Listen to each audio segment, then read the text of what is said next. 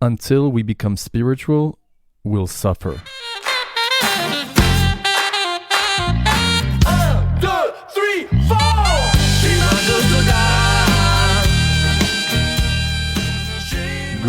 Greetings to Audarya Vision, a podcast where we try to develop a vision of generosity, of spiritual compassion, hence the word Audarya.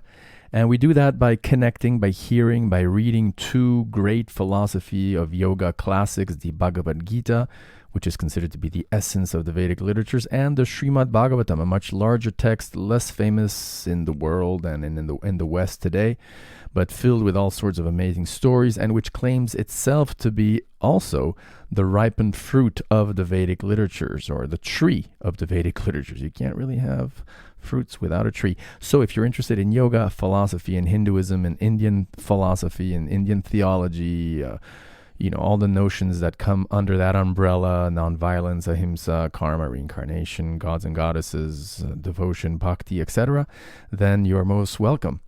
The issue of, what happens when we're not spiritual? What happens until we become spiritual? And when I say, until we become spiritual, I think we all are spiritual, like essentially, I believe we and I think we all tend to agree that we all have a spiritual dimension to ourselves. Many of us believe that we actually are spiritual beings, experiencing a physical experience, a physical body experience, but in essence, we are spiritual. So when we say, until we become spiritual, what do we mean? Well, what we mean here is like until we adopt a spiritual lifestyle, until we take our spirituality seriously, until we actually have, a daily spiritual practice, and we operate in an accepted paradigm that has the divine or God at the center of our life. So what happens until then? And what happens if we don't, quote unquote, become spiritual? So I want to talk about a particular verse that comes from the Shrimad Bhagavatam that's found in the 5th book or 5th canto, chapter 5, verse 5 of the Shrimad Bhagavatam. And this verse is so beautiful, so profound, and so thick, dense, that we'll do it in two parts.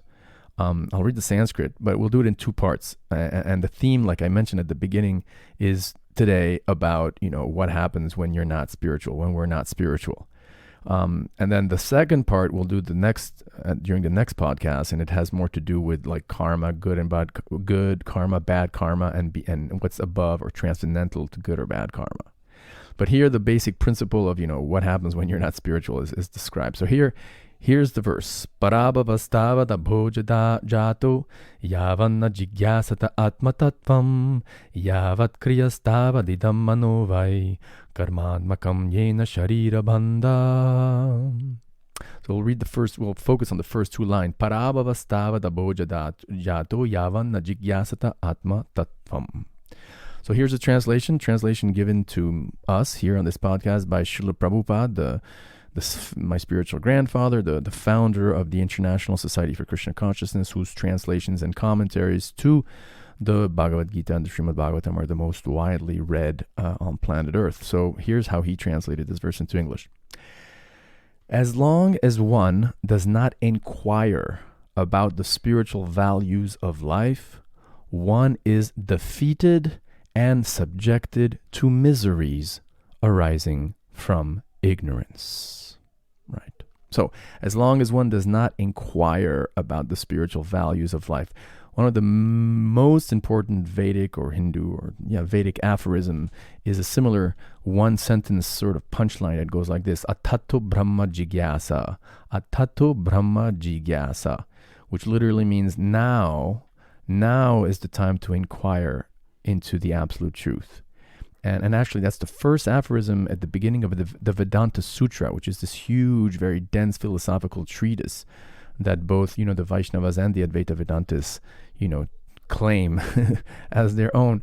And in both cases, you have this, the beginning phrase, Atato Brahma Jigyasa. And what's curious about that is that Atato means, and now that, or therefore. So, commentators have said, why would you start a treatise or a book with the word therefore, right? I mean, usually you don't start a book or a story or whatever with the word therefore. Therefore implies something else. So what's implied by the word atato? Well, what's implied by the word atato is that therefore, because, or given that, what? Given that you now have a human form of life. Therefore, XYZ.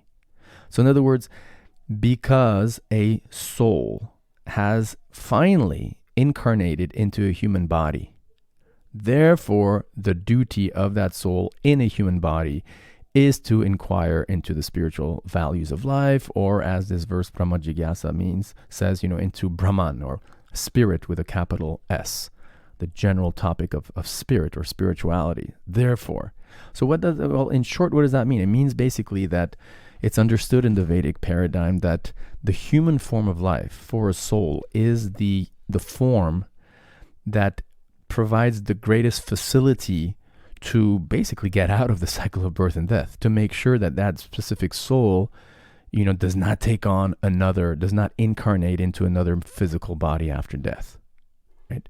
It's basically understood or accepted that even though all forms of life, whether they be trees or worms or butterflies or horses or whatever, are actually souls within those physical material bodies, and therefore we shouldn't discriminate. There's no we shouldn't be speciesists. How do you say that? Like when you discriminate against someone based on species, you're a speciesist. So even though our vision in seeing others and naturally the vision of God in seeing everybody should be that of equality, regardless of what physical, body a soul may have, still it's understood that the human form is special, not because it's, more dear to God, as some religions or some religionists claim that there's a particular tribe, or some other religionists believe that there's a particular caste that's especially, close to God. I mean, it's funny because in the Vedas, you have this statement that glorifies God that says, Namo Brahmanya Devaya Go Brahmana Hitaya Jagaditaya Krishnaya Govindaya Namo Namaha. And in that famous statement, it said that the Brahmanas, the caste Brahmins, are especially dear to God. But what's assumed in there is that if the Brahmins are actually doing their job, which is the job that anybody in society should be doing, but especially the Brahmins, because that's kind of like, imagine a pastor, okay? A pastor who gets paid by his congregation, right? So it's understood that everybody in the congregation is supposed to be spiritual, right? It's supposed to have a faith-based lifestyle and so on. But the pastor, in a way, is like especially, accountable to show that example and to be quote unquote spiritual because he gets paid for that. It's his sort of job description in life, right? Not only is he supposed to do that sort of like as a hobby or at the foundational, at the basis of his own life, or as the foundation or common denominator of all his activities in life, but also in terms of like daily job, quote unquote, work, he's supposed to do the job of a priest or a pastor. So he should especially be spiritual, right? So in a similar way, when there's that verse, Namo Brahmanya Devaya Go Brahmana Hitaya Jagaditaya Krishnaya Govindaya Namo Namaha, which states that, the Brahmin caste or members of the Brahmin caste are especially dear to God. It's definitely understood or taken for granted that that community or that caste is dear to God only when they're actually performing their job as Brahmins, which is supposed to again be very spiritual. Otherwise we fall into this crazy idea that no matter what you do in life, if you're born in the right family or in the right tribe or in the right bloodline, you're always, regardless of what you do, regardless of your choices, dear to God. That's madness. At least that's something that I don't accept, and fortunately the Vedic scriptures also reject. So having said that, back to this point, that as long as one does not inquire into the spiritual values of life, so as long as one does not take advantage of one's human form of life, right, one is defeated and subjected to the miseries arising from ignorance. There's a lot here. Let's go backwards. Ignorance is translated from the word tama or tamas, or you got these three modes of nature that the Bhagavad Gita talks a lot about. The mode of goodness, sattva, something that you hear a lot in yoga circles, to live a sattvic life, to eat non-violent food and to be really clean and to, not succumb to pornography or taking on drugs or, activities that really make your consciousness passionate, or rajasic, or even worse, tamas, or ignorant. So here, like not basically, I hate using that word, but when a soul in a human body, right, does not take advantage or does not spend time figuring things out spiritually, asking these essential questions like, okay, wait a second, who am I? Like, what am I doing? I have a friend who lives in Pennsylvania now. He used to live in Santa Barbara, and he and his wife used to run a home outreach program, a home church or home temple, whatever, from their own homes. A great cook, and actually he lived by cooking these amazing meals for UC Santa Barbara students before they cut his program down because it wasn't. Anyway, long story short, I remember he gave this talk. His spiritual name is Sarvatma. And he gave this talk once a long time ago. This is like 10, 15, 20 years ago. But it always stuck in my mind. He said, imagine if you go to sleep one day. Let's say you go to sleep in your bed, in your home, in your room, wherever your home is. Let's just say Dallas, Texas. You go to sleep, in your bed in Dallas, Texas. And then when you wake up, lo and behold, you open your eyes and you find yourself on the central court of Wimbledon, on a grass tennis court in Wimbledon, in England, in London. You've got 50,000 people looking at you, and you're dressed in a white polo shirt and white tennis shorts, and you've got, tennis sneakers on and a racket in your right hand. What do? You say, "Oh, all right," and you get up and you go to the, to the service line and serve? Without thinking like, how the fuck did I get here? Like, what's going on? Or do you do you like say, holy shit, what the fuck am I doing here? What is, like, how did this happen? Right? You would think that the latter would be the case. You'd like say, whoa, what just happened here? What is going on? Like, how did this? I went to sleep in my bed in Texas. Here I am in Wimbledon, right? So similarly, and he made that analogy, which I think is great. Similarly, like most of us, like, are sort of dropped into this world, like Jean-Paul Sartre, that's one of the only righteous things he said, an observation that any kid would make. But anyway, Jean-Paul Sartre used to say that, we're thrown into this world, like we're thrown, no duh, but, we're thrown into this world. And in a way, in a very real way, he's right. Like, we're in this world. And so the question, just like that, the tennis analogy, the question should arise, whoa. Who am I? Why am I, what's the goal of my life? Why do I die at the end? Why do I have to grow old? Why do I get disease? Like, why am I suffering? Like, what happens after death? These sort of like existential questions are, according to this verse, right, and according to the Vedic literatures in general, the most important questions that we're supposed to ask, that a soul in a human body is supposed to ask. And precisely because an animal, generally speaking, okay, there may be exceptional cases, 1 in a billion or whatever, but generally speaking, I don't even know if there is, but generally speaking, animals cannot sort of think meta. They can't think meta. They can't like zoom out and look at themselves thinking and think, like, okay, why am I thinking like a dog? Like, am I really a dog? Or, why am I just chasing, bones all day or food? Like, is there a higher purpose in life? No, once a soul is in a dog body, it seems very clear, according to the Vedic literatures and according to, scientific observation, that soul, or, of course, the word soul is rarely used in scientific circles today because of a predominance of materialism or physicalism in the philosophical sense of the term, which is influence, which is sad. But let's just assume the word soul is used. It seems from observation that a soul in a dog body can't really think beyond what a dog generally does, right? But a human being can, right? And so therefore, this verse says, as long as a soul does not inquire about spiritual values of life, because it's only by starting to question, like, okay, who am I? Who's God? Is there a God? What happens when we die? That's the only chance that a soul has to start its path towards liberation, towards its path towards, reawakening its dormant love of God, if that exists in the first place, which, the Vedas say it does, right? And so therefore, if that initial inquiry, like who am I? What am I doing here? Why do I suffer, etc., does not take place, then one is defeated. Why? Because one is forced to remain in ignorance of, of higher values of life, in ignorance of the truth about God, the truth about this world, the truth about our existence.